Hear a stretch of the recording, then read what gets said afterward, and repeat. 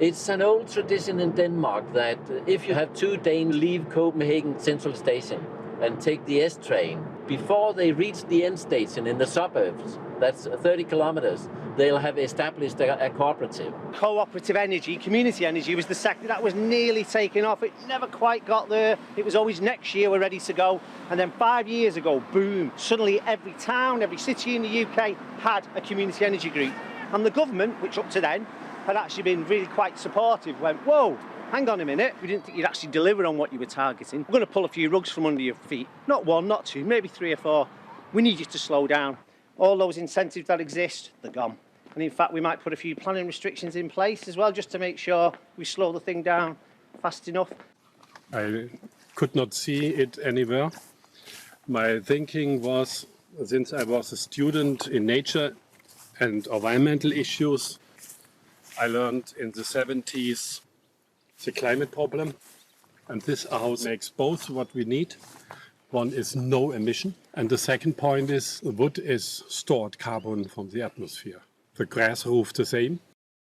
This cogeneration runs with pure vegetable oil, sunflower, rapeseed oil, not intensive agriculture. So under the sun, I have 150% house with energy. I sell the electricity to the grid completely, and so I get it back when I need electricity. And my heating and my cars are all 100% renewables. But I had a lot of struggle that the rooftops would be allowed. There is a local law that all rooftops must be red. The grass is not red. So I have to fight. Some people now tell, you are one of the hobbits. You are living under the ground. I love it.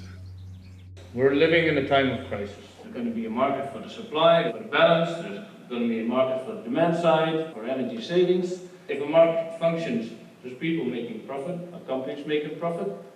So who pays? The consumer. If a market doesn't function, it needs subsidies. So who pays?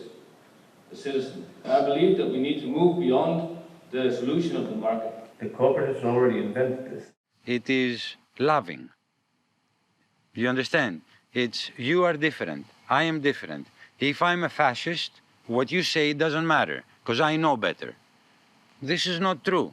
We don't know better. Nobody knows better. That's the idea of the cooperative. You know something, and I know something, and a third person knows something, and we come together and... Eureka! This is how they got the idea to make the island energy independent. They immediately called their neighbours to share the idea. As a result, they created a RESCOP, a citizens' renewable energy cooperative. I think it's a tool that we can use that will help us all become energy autonomous from